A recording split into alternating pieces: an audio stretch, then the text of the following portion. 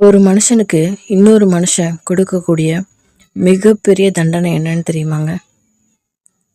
அவன் அளவுக்கு மீறி அன்பு நம்ம கொடுத்து அதை நல்லா முழுக்க முழுக்க அனுபவிச்சு, ஆனால் அவன் திருப்பி கேட்குற ஒரு ஒரு நிமிஷம் கூட அதை திருப்பி கொடுக்க தயாராக இல்லாத ஒரு கொடுமையான நிலைமைக்கு அவங்கள தள்ளுவோம்ல, அதுதான். நீங்கள் போதும் போதுங்கிற அளவுக்கு உங்களுக்கு அன்பு கொடுத்துருப்பாங்க. ஆனால் என்றைக்கோ ஒரு நாள் மனசு உடைஞ்சு நொறுங்கி நிற்கும்போது, அந்த தோல் நமக்காக இருக்கும்னு நம்பி வரும்போது, அதுக்கு எனக்கு டைம் இல்லைன்னு ஒதுக்கி போடுவீங்கல்ல. சீரியஸ்லி, அதுக்கு நீங்கள் அவங்கள கொன்னே போட்டுடலாம். எந்த எதிர்பார்ப்பும் இல்லாமல் உங்கள்கிட்ட அன்பு கொடுத்ததை தவிர அவங்க வேறு எந்த தப்பும் பண்ணலைன்னு நினைக்கிறேன்.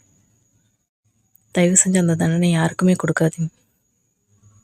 இந்த உலகத்தில் எந்த மனுஷனாலையுமே அந்த வழியை தாங்க முடியாது.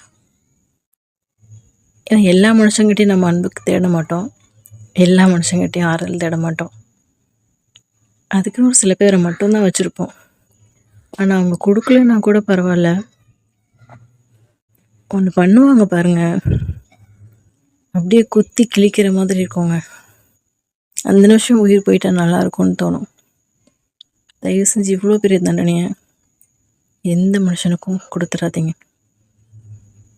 தயவு செஞ்சு. அது ஒரு மிகப்பெரிய பாவமாக கூட உங்களுக்கு பிற்காலத்தில் போய் நிற்கலாம். ஏன் லாஸ்ட்டு நீங்கள் என்றைக்கு ஒரு நாள் ஏங்குற ஒரு ஸ்டேஜ் வரும்போது அந்த அன்பு உங்களுக்கு கிடைக்காமலே கூட போகலாம்.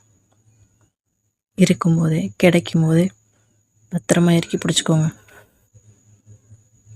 சொன்னது புரிஞ்சிருக்கும்னு நினைக்கிறேன்.